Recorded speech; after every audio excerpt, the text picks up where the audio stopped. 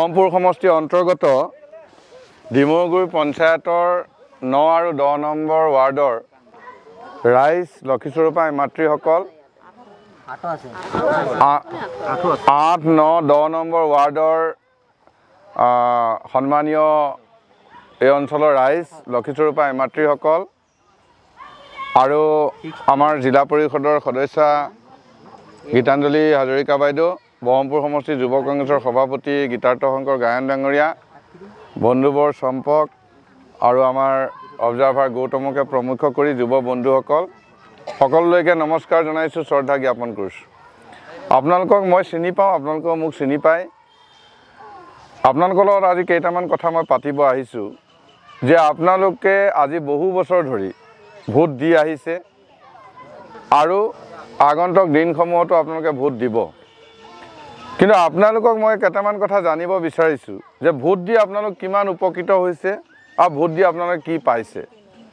আচলতে আপোনালোকে জানে নে নাজানে মই নাজানো, নিশ্চয় জানে যে ভোট দিলে মানুহে সুবিধা পায়, ভোট দিলে আপোনালোকৰ ল'ৰা ছোৱালীৰ চাকৰি হয়, ভোট দিলে মানুহৰ ৰাস্তা হয়, দলং হয়, হস্পিটাল হয় আৰু ভোট দিলে মানুহৰ বিভিন্ন ধৰণৰ সুবিধা পায়। ক'ত পায়? জালুকবাৰীত পায়। কোনে দিয়ে? হিমন্ত বিশ্ব শৰ্মা ডাঙৰীয়াই দিয়ে। ক'ত পায়? চামগুৰিত পায়। কোনে দিয়ে? ৰকিবুল হুছেইন ডাঙৰীয়াই দিয়ে। ক'ত পায়? কলিয়াবৰত পায়। কোনে দিয়ে? কেশৱ মহন্ত ডাঙৰীয়াই দিয়ে।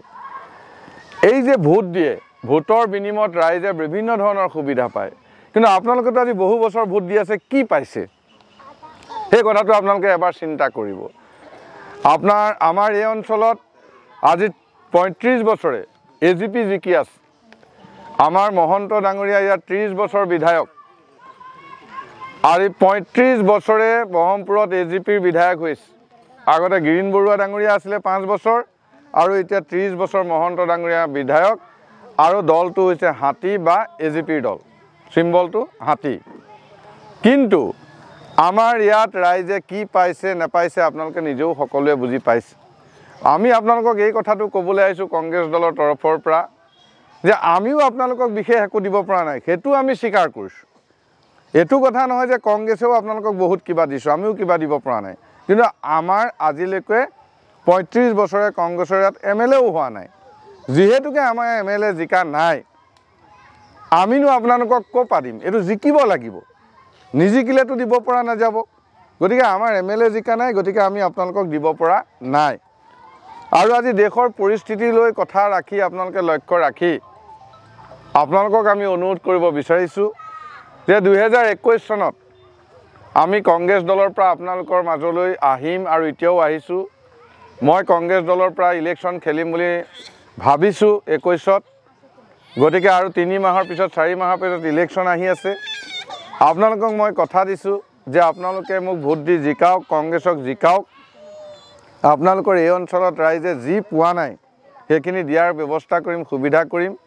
আৰু আমাৰ যিমানখিনি আপোনালোকৰ আত্মসহায়ক গোট আছে, আপোনালোকৰ যিখিনি নিবনুৱা ল'ৰা ছোৱালী পঢ়া শুনা কৰি ঘৰত আজি বহি আছে, যিখিনি ল'ৰা ছোৱালীয়ে পঢ়া শুনা কৰিবলৈ অসুবিধা পাইছে, আমাক লগ কৰাই দিয়ক, আমাৰ লগত কথা পতাওক। আপোনালোকে আমি সন্ধ্যা সময়ত কথা দিছোঁ যে মই যদি বিধায়ক জিকো আপোনালোকৰ ভোটত, মই আপোনালোকৰ ল'ৰা ছোৱালীক সংস্থাপনৰ ব্যৱস্থা কৰিম, ৰাস্তা ঘাটৰ ব্যৱস্থা কৰিম আৰু আপোনালোকৰ যিবিলাক সমস্যা আছে সেই সমস্যাবিলাক সমাধান কৰাৰ ব্যৱস্থা কৰিম বুলি এতিয়া সন্ধ্যা সময়ত আপোনালোকক প্ৰতিশ্ৰুতি দিছোঁ।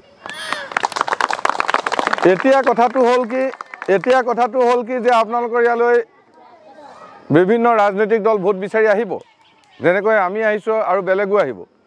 কিন্তু বেলেগৰ ভিতৰত চাওক, AGPক আপোনালোকে দিয়ে আছে, পাবলগীয়াখিনি পাইছেনে? নাই পোৱা। মহন্ত ডাঙৰীয়া দিছেনে? নাই দিয়া। গতিকে এতিয়া আমি ক'ব বিচাৰিছোঁ যে আপোনালোকে আমাক দিয়ক, আমাৰ লগত সহযোগিতা কৰক। আজি বহুত আপোনালোকে সন্ধ্যা সময়ত আই মাতৃ গোট খাইছে, ডেকা বন্ধুসকল গোট খাইছে। মই আপোনালোকক কৈছোঁ আপোনালোকে আৰু অলপ মানুহ গোটাই আপোনালোকৰ মাজত আলোচনা কৰক, আপোনালোকে কওক কথাখিনি। কাৰণ চাওক, ভোট আপোনালোকে দিবই মই জানো, কিন্তু সঠিক জেগাত ভোটটো দিলেহে আপোনালোকৰ কাম হ'ব। এই কথাখিনি মই আপোনালোকক হাতযোৰ কৰি বুজাব বিচাৰিছোঁ যে আপোনালোকৰ সঠিক জেগাত ভোট দিলেহে আপোনালোকৰ কাম হ'ব। আপোনালোকে অহা নিৰ্বাচনত আমাক কংগ্ৰেছ দলক ভোট দিবলৈ অনুৰোধ কৰি মোৰ বক্তব্য সামৰণি মাৰিছোঁ। ধন্যবাদ। জয় হিন্দ, নমস্কাৰ।